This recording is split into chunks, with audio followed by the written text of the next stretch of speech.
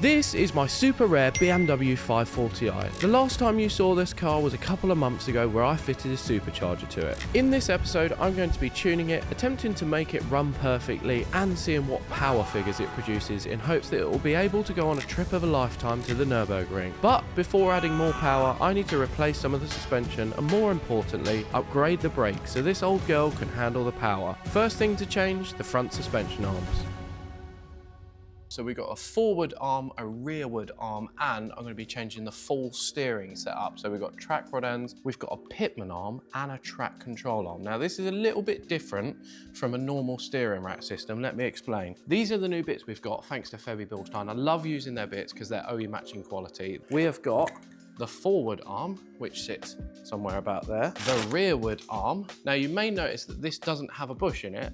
I specifically ordered these without bushes because on the car already we have got polyurethane bushes and I'm going to be reusing those. This is the track arm. On the steering setup of this car, we've got a steering box, not a steering rack. And it's basically a box and it turns an arm like this, which turns the steering left and right. It's a little bit hard to explain, but it's a bit more of a rudimentary setup than a steering rack. They're a little bit older design-wise than steering racks. We've got two track rod ends. They sit on the end and they allow you to adjust your wheel alignment and connect to the hubs. We also have this.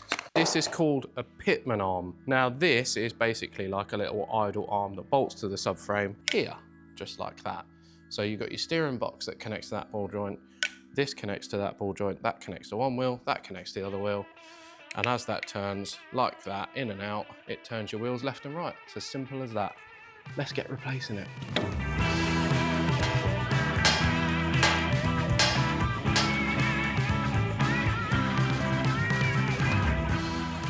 We do have a bit of a problem because this arm goes into a sleeve which sits in the hub and the sleeve has come off with the arm. That's not supposed to look like that. So I need to try and get that out of there now without damaging it, which could be a bit of a challenge.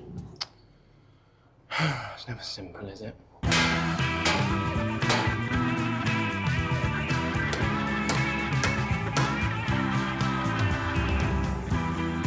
This arm should come free. There we are, and then we see the polyurethane bush in there, which is what we want to keep, that's good. But this arm is no good. There's play in that ball joint, and look at the state of that gator. It's a good job we're changing it. With the arms out the way, I had access to the steering arms. Thankfully, they weren't too hard to remove, so I had them out of the car in a matter of a few minutes. Oh, there we are. Oh, and there it is, my complete steering assembly. Now there's a series of ball joints here. We've got one there, one there, one there, one there, one there, and one there. So there's quite a few, and if any of them have any play in them, it will make your steering feel vague and it will knock through the steering wheel, which is exactly what this car has. So these ball joints here, these are only supposed to turn. If I go like that and move it up and down, there is no play in that ball joint whatsoever. But this one, if you look at the amount of play in that. And that one there directly connects to that steering box. So I reckon the knocking, the noise and the vagueness that I'm feeling is in this ball joint here. So I'm just gonna replace all of it. This is probably the same age as the car, which is coming up to 30 years old now. So it's always good practice to just chuck it in the bin and get a new load on there. Let's fit the new stuff. So what we do now is while it's off the car, I'm actually going to wind it on and sort of match the length of the old one, just so it vaguely puts the wheel alignment in the right direction. Obviously, I will need to have this wheel aligned. I will have to get the geometry done on it. But for now, I'm just going to put it as close as I can by eye, just so it's movable and the wheels aren't pointing in all funny directions. With the steering arms reconstructed outside of the car, I attempted to fit my poly bushes to my new suspension arms. Good Lord. Yeah, there it is. All right, that's in. So yeah, we just got to chuck it on the car. After much jiggery pokery, hammering and squeezing, this bush is now in. So I've just got to put the center piece back in here and then we can refit this new arm to the car. Look at that, lovely stuff.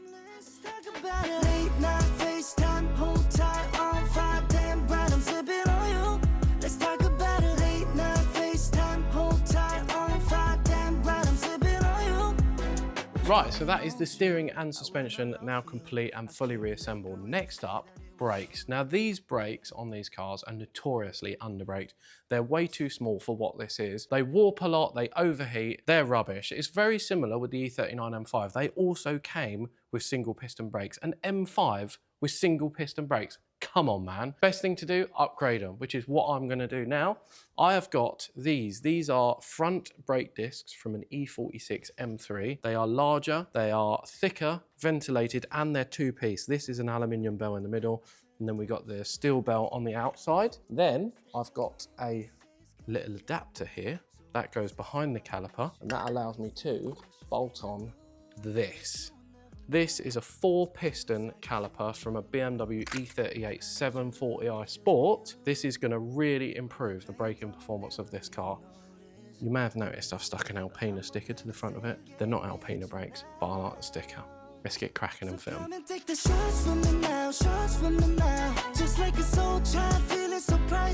So I've worked out that this bolts to the caliper because this hole is recessed, and then that bolts to there, like that. You put your disc on and then your caliper goes on. Got it. Let me go and get the caliper.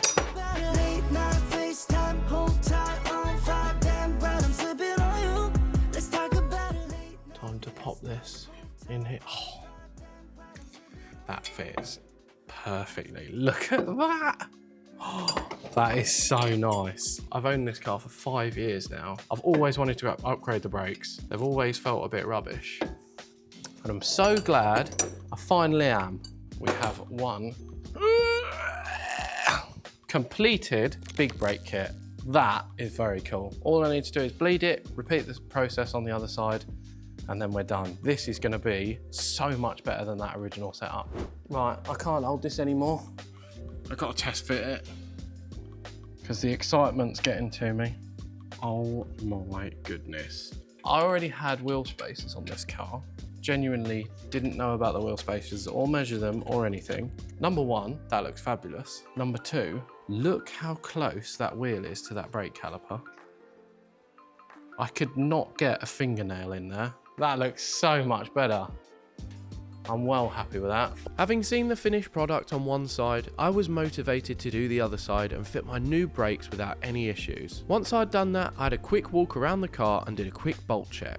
So the next time you'll see this car is actually on a dyno at TRS Performance in a couple of days. 2 days after that, this car is going on the road trip of a lifetime to the Nürburgring.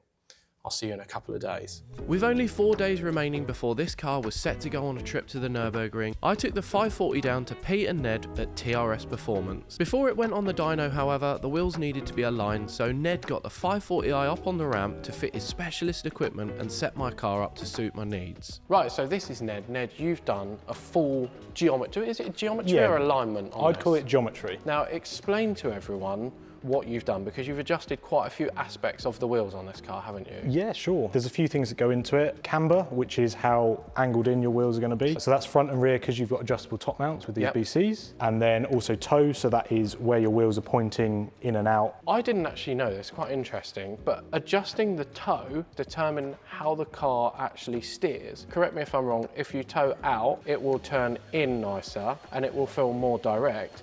If you toe in, it will be nicer to use on the road? So most manufacturers toe in from factory, that's their spec, but race cars, so something like Paul's M2 and the cars we use on track, a bit of toe out just makes it that bit sharper, that bit dartier, but you do risk wearing tyres and that sort of stuff. And obviously you're going to do 800 miles over there, so you don't want to wear them out. No, we don't really want to chew up my Michelin. So we've gone for a happy medium, haven't we? So we've got a bit of camber, we've got 2.2 degrees of camber. 2.2 on the front, 2.1 on the rear. Okay, and then toe-wise, we're towing in slightly. We're towing in 1 millimetre on the front. Awesome. So now that that's all set up, we need to get it off of the alignment kit and then get it onto the dyno.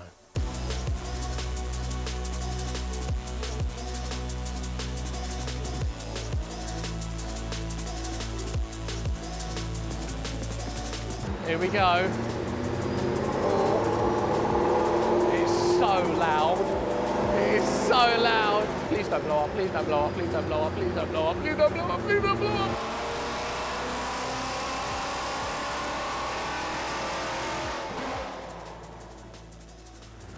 Yes, we want more of that. Oh my God, it's that. Unfortunately, with this being my car, we ran into some slight issues.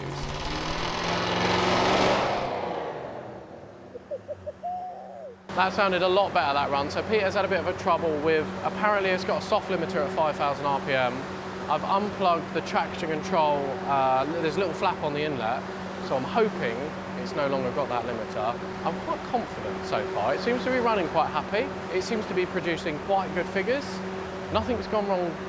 Actually, I shouldn't say that. So as it turns out, I really shouldn't have said that, because from this point onwards, the car started having some major issues that no one could have predicted. The 540 had stopped responding to throttle, which meant we couldn't do any more runs until we had addressed and fixed whatever was causing this issue. We started to have a rummage around the engine bay to see if I could diagnose the problem. And that's when I came across something that might have been a factor. So, as a little update, there's been a bit of an issue. It's quite a large issue. It was running all right and then started running absolutely terribly. It's running really rich. It won't rev at all. We were looking at the airflow meter wiring, couldn't work out why and what it's doing. And then, Pete, you discovered that the throttle position sensor isn't picking up a signal, correct me if I'm wrong. Yeah, the percentage and voltage was static. We've just taken this engine cover off. There are two sensors here. So this is for traction control, this is for the engine throttle. Now the plugs are the same. You can plug either into either. And I just remembered that the entire time that I've had this car sort of here today, the traction control light's been on. And I've had this part, which means I've plugged them in the wrong way around. We're going to plug it back in, do another run, and then see what happens. I was really hopeful that we had found the issue. However, it ended up being far more deep-rooted than just a sensor. Pete and Ned worked tirelessly for days on end trying to figure out what had happened to the 540i. We concluded the issue had to have been an electrical fault of some sort. Whatever it was, this car was sadly not going to make it to the Nürburgring. The trip did still go ahead. I bought a 330i that had been barn stored for a long time and managed to revitalise it in only 3 days to make it safe and capable of doing laps of one of the most famous tracks on earth. You can go and watch the full series on the Auto Alex channel. I had a great time in Germany, but in the back of my head I was still really worried about my beloved 540i. When I got back to the UK, I went and picked the car up from TRS as it was a busy time for them and we didn't know when we would be able to get round to it. This is when I received a message from a man on Instagram called James. James and his friend Wayne offered to try and help fix my car and had some very interesting equipment and technology that might just save it. So with my hopes high, despite all of the setbacks, I trailered it all the way up to the north of Manchester to their workshop, and after they had spent 4 hours away working on it, this happened. No way.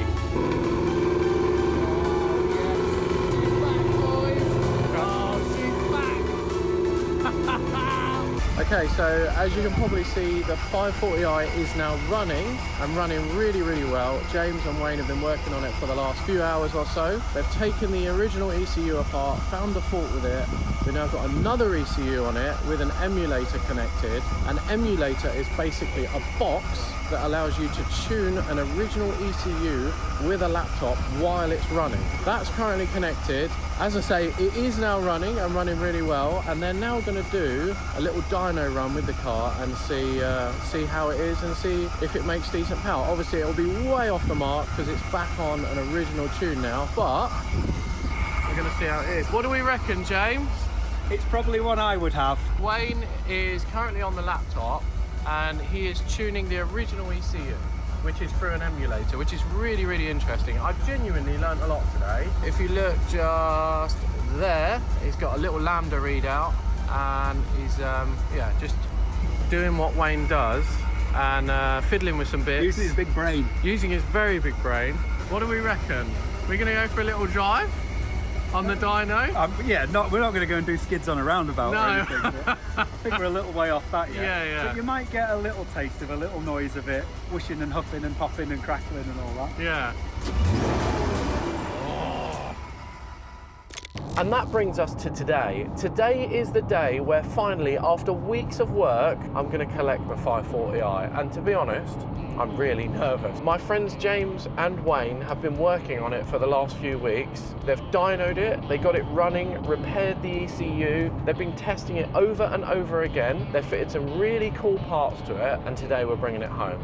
I am genuinely really nervous, but so excited. I didn't actually sleep last night. So we're about 2.5 hours away from them. And yeah, James is going to talk us through everything that he's done to the car over the time that he's had it, what it's taken to repair it, and most importantly, how much power it's producing, which he hasn't actually told me, but he said, you'll be happy with it. So yeah, we got some miles to do. I'm going to try not to get too excited on this journey.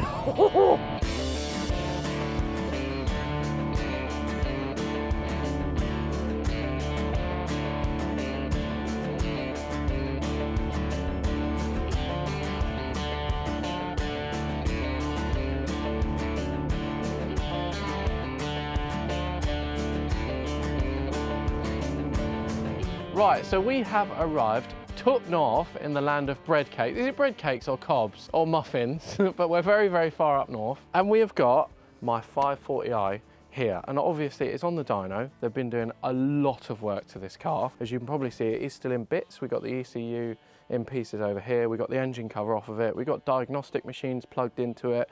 We've got laptops plugged into it. It is literally on the operating table at the moment. So I'm gonna get James, once he's put his hat on, oh my God, look at the pair of them. Yeah, right, lad. Hey up.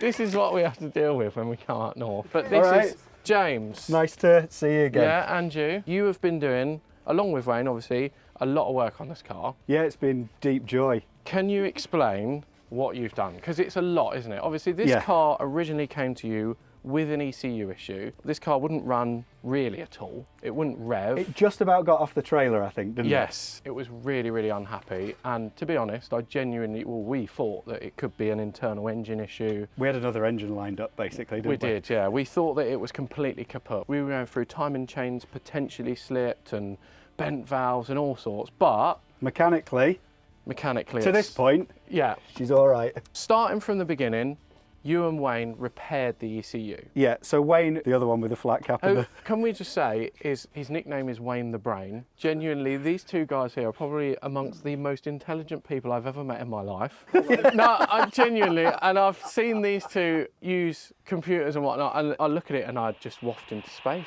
and all these numbers. But yeah, you repaired the ECU, got it running. On the day I actually dropped this off, I actually stayed here until pretty much, 11 o'clock at night, 10 o'clock at night, just because we wanted to see this car run. And you guys have been working on it and perfecting it ever since. And correct me if I'm wrong, but you guys both said earlier on that this is probably the most, if not, it is actually the most well-sorted supercharged M62. Well, I can't repeat what Wayne said, but yeah, it was along those lines. Yeah. No. Basically, when you brought it in, it wasn't in a very happy state. Wayne, as you've alluded to, Wayne the Brain, the master fixed the ECU. It's now hooked up on the emulator. ECU's all split to pieces. But basically, yeah, the key really was getting it up and running on the emulator so you can see what it's actually doing, and then unpicking, you know, what it didn't like, what it wasn't happy with. So actually getting it to a point of running, as per like when you were here last time, was pretty easy. Yeah, really, pretty in the simple. grand scheme of things, yeah. Going back to the emulator, correct me if I'm wrong, you've got the original ECU, which normally you cannot tune while the engine is running.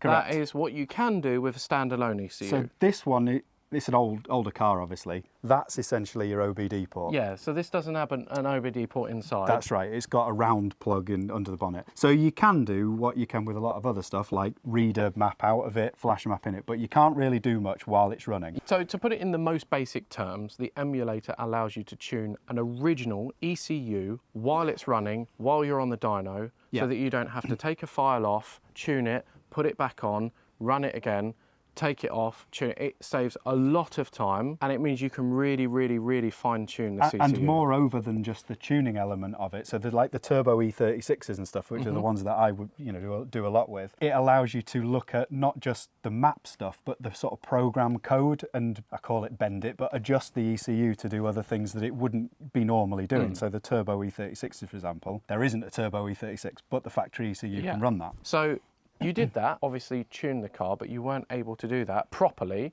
because the injectors, the upgraded injectors that I put in this car were maxed out. Upgraded injectors? Yeah, they were upgraded injectors from the 535i, which is obviously a smaller capacity engine. Weren't they out of a Ford Econoline, didn't we find out? They were a Mustang, yeah. Well, I did some Googling on the part numbers and stuff when we were looking at them, and I think they're out of a van. They are bigger, to be fair. So- Wayne ran them on the injector tester, and they are bigger. My van injectors didn't work. Your van injectors were at their limit, yeah. So it now has some Porsche 911, 997 Carrera injectors in Some it. really expensive ones. We have a new MAF. Yep. Because the original MAF couldn't really cope with all of this boost and the amount of air going through it. And this is a MAF from a Porsche 911 993 Turbo. Correct. So it's got 911 injectors, 911 MAF. You also had a bit of a boost leak from this union Yeah, so here. we sort of stripped, before we got into any of this mapping and all the rest, it's pretty sensible to go over it all and make sure it's all right. Got to get the foundations right. So we stripped all of this off and we kind of repiped a few things and remade a few bits and pieces. And there's a few bits that, you know, you've gone away with a bit of a list of, I want you to change that and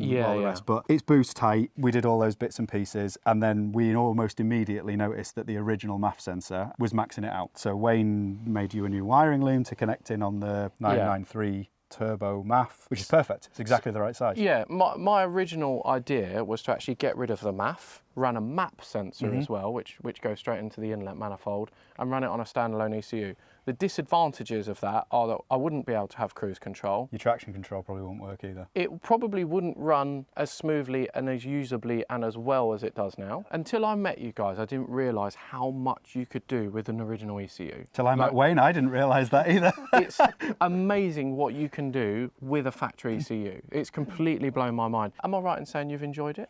Yeah, it's been pretty fun. Been a few things that have been a frustration with it, you know, like your wiring, or your wheel falling off, Look, or your brake pads exiting. we did have a couple of issues. So my wiring, it didn't stop working. You just wasn't up to your I'm not allowed standards. to use the words for content restrictions, I Okay. don't think. But apparently it was So you've redone the MAF wiring. Wayne has, to be honest. Wayne's the wiring man. Really, really nicely, can I say that? Literally looks factory. The wheel did come a little bit loose on the It came dyno. off. And funny enough, it's the same wheel that fell off in Belgium as well. So I'm going to bring a torque wrench with me everywhere I drive in this car and just... Also, just as, you know, a slight aside, just so you can see, these are Chinese.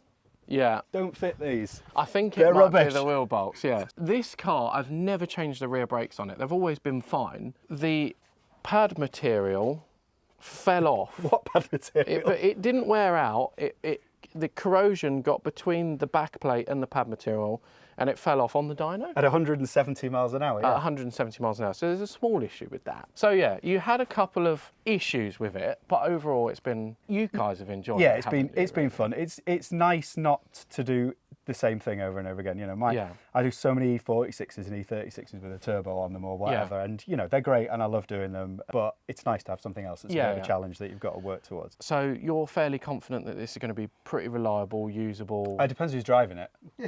If I'm driving it. Yeah, she should be fine. All right. So the end result, obviously, is what a lot of people on the other end of that camera want to see. Well, it's a few people have messaged me and asked me that. Is the power figure. Yeah. Instead of just saying what the figure is, shall we give it a little tickle on the dyno? Do a little tickle on the dyno and then hand you a piece of paper that says, this is what your 4 weeks of waiting have been for. Do I get it printed? Yeah, why not? And also I did find in the back a little box you plug in, and when you plug the little box in, it suddenly starts making lots of I noise. found my exhaust valve box, which I unplugged the other day, yeah. It's a very cool exhaust system on this. It's all custom made. Also, before we do run it on the dyno, let me show you one more thing inside this car that you fitted, James, which is really, really cool, isn't it? Shall we have a little look at that? That's it.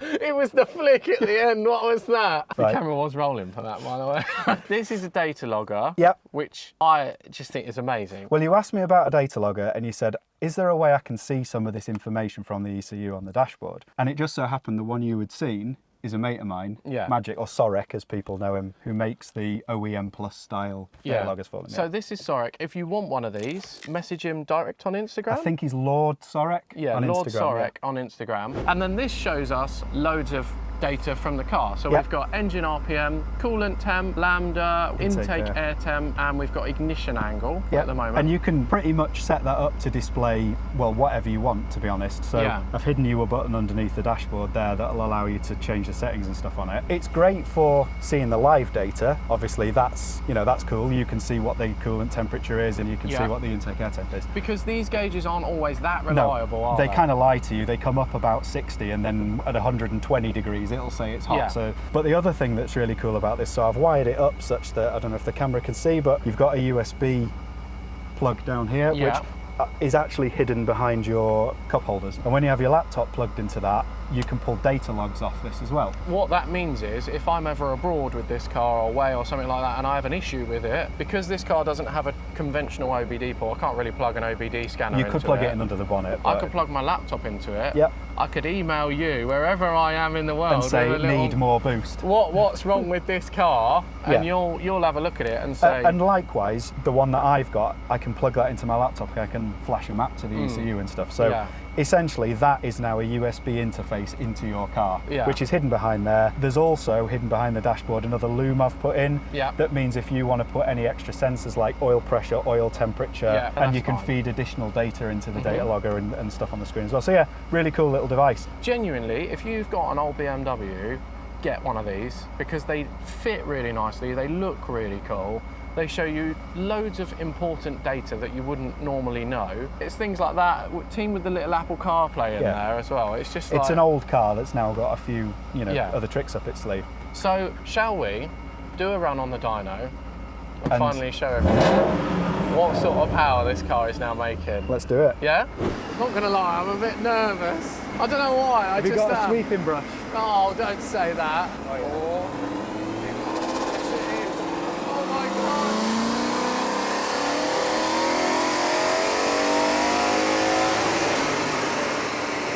It tells you the wheel power now, and as it's coasting down, the dyno's measuring the transmission loss, and it adds the transmission loss onto the wheel power to give you what the engine power must be. Okay. So that's about 360 at the wheels, maybe something like that, 370.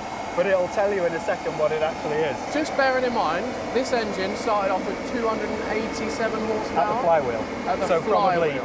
200 at the wheels, something like that. Maybe a little bit more. That's an enormous increase. Just over 400. Does that say 412 That horsepower? says 412, but with a couple of Oh runs. my God, Let's go again. 412 horsepower. We're gonna do, okay, we're gonna do another run. It's so loud. Oh my God! That's amazing! Oh, what a pickup! That is so good. What's the smaller pulley on it? So yeah, 424. The most we've seen it make was 440 and a little bit. 440 horsepower. Started off 285 horsepower, because obviously you won't get exactly the same amount of power every time because Well, you've got no, a you bit never of heat do. soak, you've got a bit of wheel spin, whatever. But we have got 400, a reliable 440 horsepower. Well, that now that the temperature corrections and all that stuff's been applied, that's 439.8. 360 from the wheels, Yeah. or on the wheels, sorry. Transmission loss is measured, and interestingly, 157.9 mile an hour. In fifth gear, I think. Is that fifth gear? Yeah, I'd top say of fifth so, gear. yeah. So this is realistically a 200 mile an hour car. Yeah, but your warranty's null and void when you drive out the door. So there we go. From 285 horsepower to 440 horsepower. It's been a lot of work, this car, but I'd say this is well worth it now. James, thank you. You are more than Thank welcome. you so much. More than welcome. I've one more request. What's that? Can we go out in it? Can I sit in the back? Yeah, With a if you sick want. bag. I'm pretty good at making them go fast, but I'm not a very good passenger.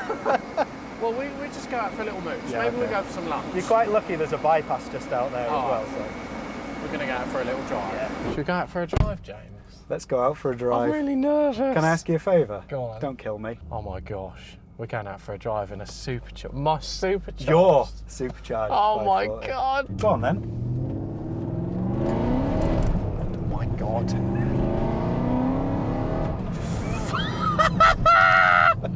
This is blowers.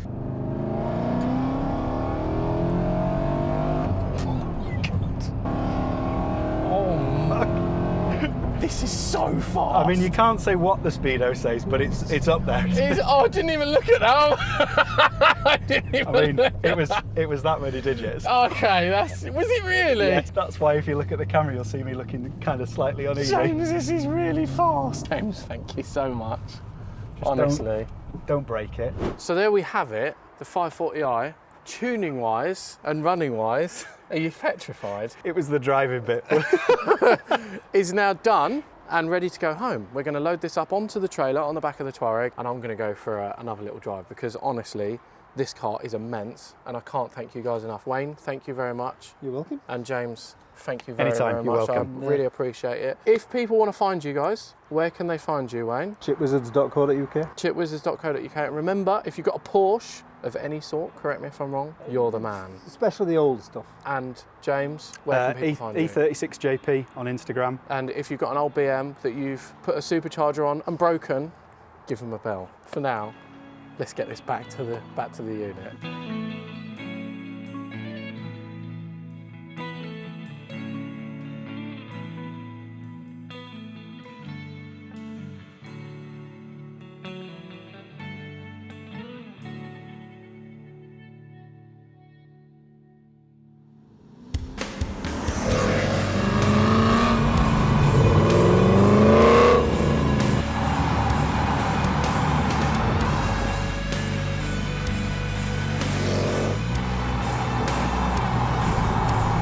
So there we go. I can finally say, after 5 years of ownership, I am happy with it and it is done. I've been on such a journey with it over that 5 years, and look where we are today. From the day I found this car, the day I saw it, the day I got told about it from my mate Anthony, parked up half in a bush on a driveway in London, in desperate need of work, with a collapsed jacking point. It was completely unloved. It was on the brink, is the best way to describe it. I didn't know what it was. I didn't know how special it was. I didn't know how rare it was. And I am so glad that I kept it. It's, for me, what cars are all about. This car has taught me the biggest lesson of all. It's how much I love modifying and driving and enjoying and owning older cars. You know, I love my 6 Series to bits. I'll never part ways with it.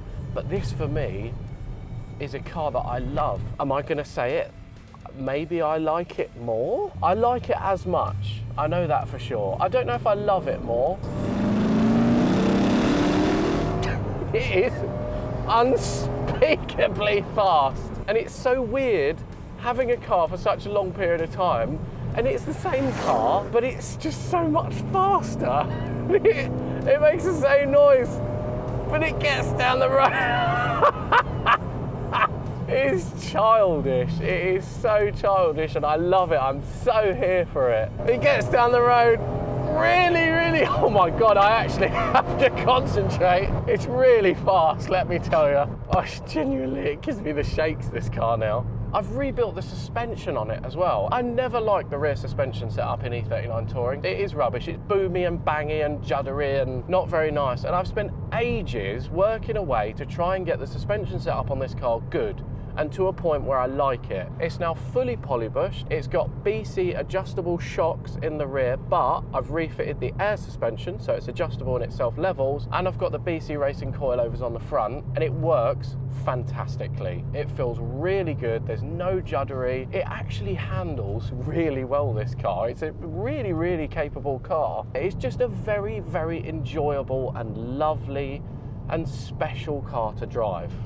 And for that, I adore it. I'm not selling it. I'm going to keep it forever. Trust me, I am. And I want to take it on some road trips. I want to make loads of memories with it. I want to enjoy it. I want to go away with my mates in it and just love it.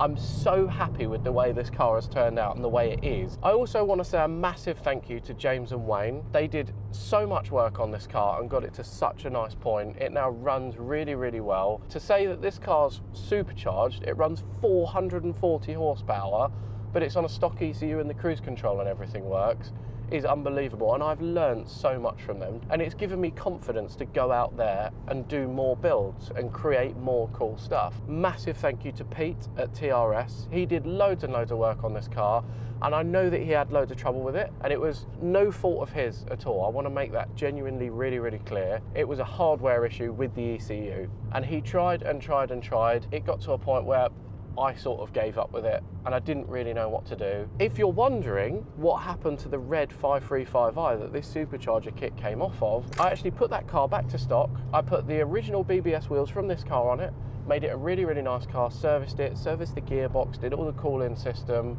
and I sold it to a chap on Instagram who absolutely adores it, and he drives it regularly. I actually bumped into him recently, and he loves the car, and I'm just really glad to see it live a new life and have a new home. Oh my God, there's another E39 Touring. Look at that! Oh, hi. You didn't notice me, hi. So that's enough of me talking about it. Let's park up and see the final result of this car.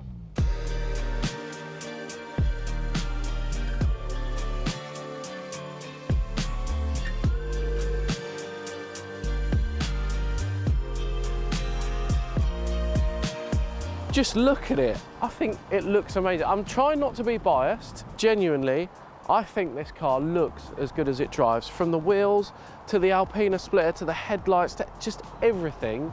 This car, it just looks amazing. I absolutely love it. And as I said earlier, I love driving it. I love the way it feels. It's so special, it's so interesting, it's nerdy, it's a one-off. There's actually nothing about this car that I can think of that I don't like. I am going to be taking this car out soon for a bit of a competition with a friend of mine's, a very old friend of mine's, E39 M5. It is currently the winter, so it's a little bit hard to do that. So maybe at the beginning of next year, we'll go for a little drag race and we'll see which one's faster. My bet's on that. If you have enjoyed this, don't forget to like and subscribe, and I'll see you soon. I'm going for another drive because I love this. I just love this. And I'm not going to stop either. Not until I run out of petrol.